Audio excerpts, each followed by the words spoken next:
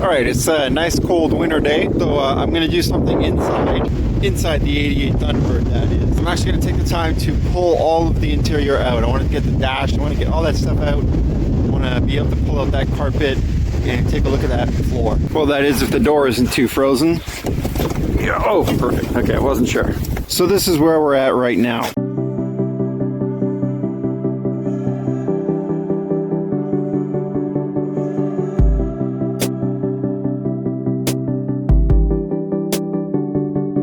So as you can see, I have the passenger seat and the driver's seat.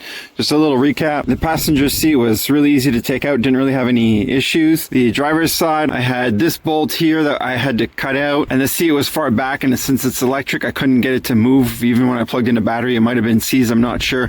But I had to finagle and play with all the bolts on the back side. But as you can tell, finally got it out. In the back here, I got the bench and back out. A little bit of the plastic. I also put it around with this guy here and got some of the what do you call it, sound deadening off. And as you can see, this is where I'm at right now with the driver's side passenger seat. It is a mess, so this is kind of why I want to take apart the interior, get a better look. This stuff is still surprisingly flexible, and actually, you know, if you were to put your foot on there or something, it would hold quite well. I was kind of impressed, and that's why I really didn't know that was so badly damaged until I got the torque box out and all that. Anyway, let me get some tools so I can work on the dash, and then I'll get back. All right, so the first thing I'm going to do is I'm actually just going to work on getting kind of the gauge cluster out, maybe some of the parts over here, and then maybe just get to pulling the entire dash off.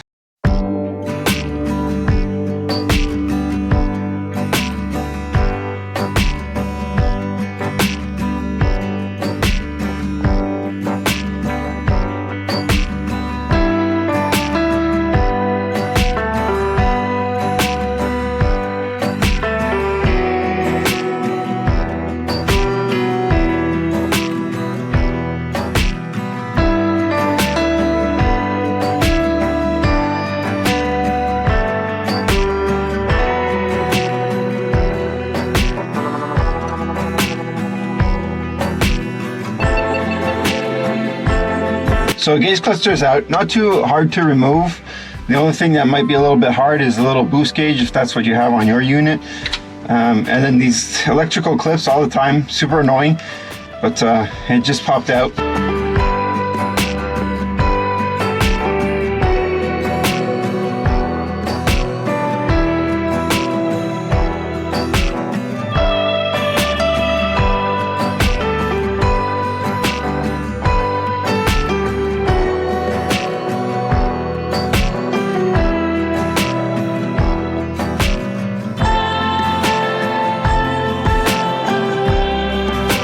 So this is the System Sentry.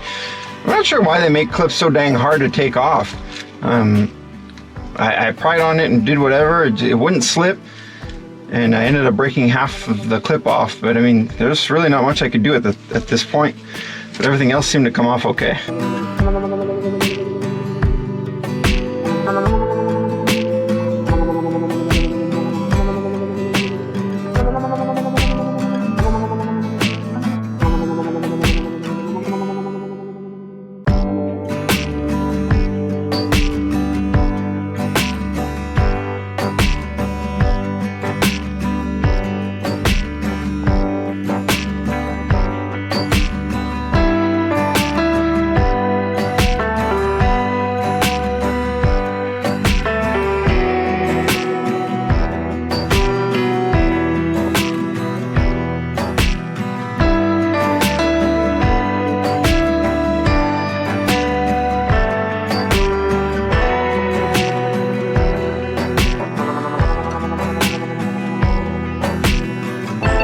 I was just here minding my own business, and then boop, that happened. Well, it's fixed, but it's still broken, so it's going to do it again.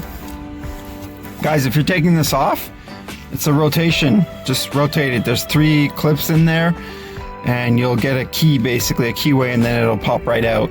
Don't try and pry it, because that's what causes this. It broke that plastic clip that's in there, and boom.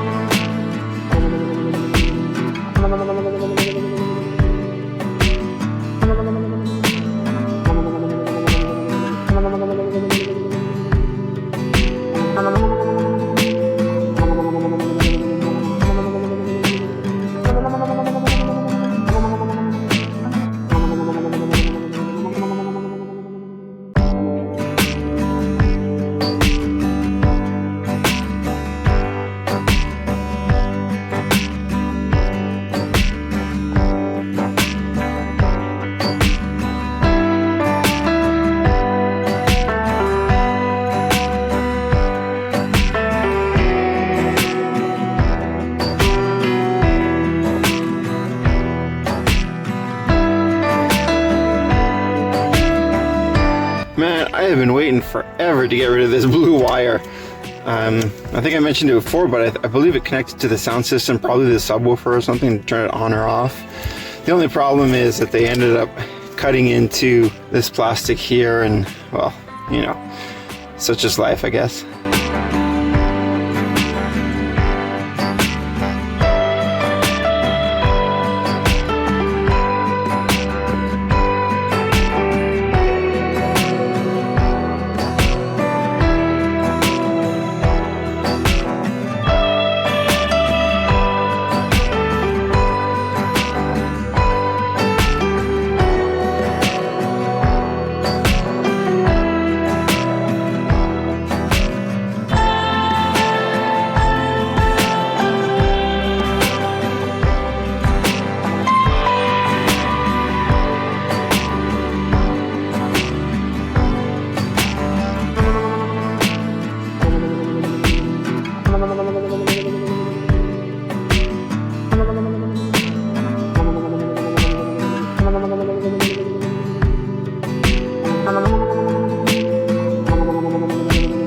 But as you can see, I pretty much have the whole thing out. I just have the climate controls that really need to be undone. I wasn't sure exactly what was holding it back. I know a few wires, but that cable that opens that vent up there was one of the biggest things.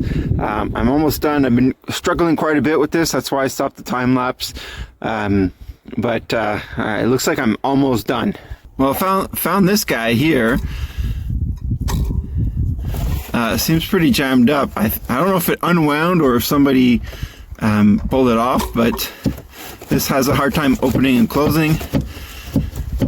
So that'll be another thing I have to look into. Oh my goodness. Holy cow. It is finally out. This is crazy. I mean, I knew there was a lot of wires in cars, but like, this is ridiculous. This is way too much. Whew. Alright, I'm gonna finally get this dash out of the way, and I'm just gonna reconnect some of the things that I unplugged there. Just kind of keeps it as a reminder as to where things go, and then I'll bring it back in, and hopefully we can try and pull the carpet out. Alright, dash is completely out, and as you can see, just all the wires hanging. I did connect as much as I could back. It wasn't too complicated. Kind of remembered where some of the stuff went. I did take pictures just to make sure that in the future I would be okay. Now I have the possibility of taking this carpet out. I'm hoping I can do it with one hand, as long as it's not stapled in somewhere. Yeah. Alright. Why is it so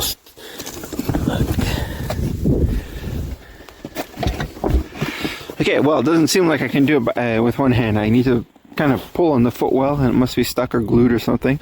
Well, I'm going to try and film the removal using my GoPro, but it wasn't working. My hands are cold right now.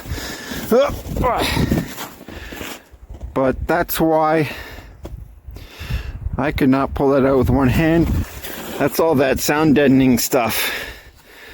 It's glued itself. It glued itself to the carpet because all that stuff is kind of rusty and nasty. Even a big hole right there. But that's the mess that I have left here on the passenger side. Here on the driver's side, well, visually right now it doesn't look that bad, but I'm gonna have to scrape all that sound deadening off and take a look underneath to see what's there.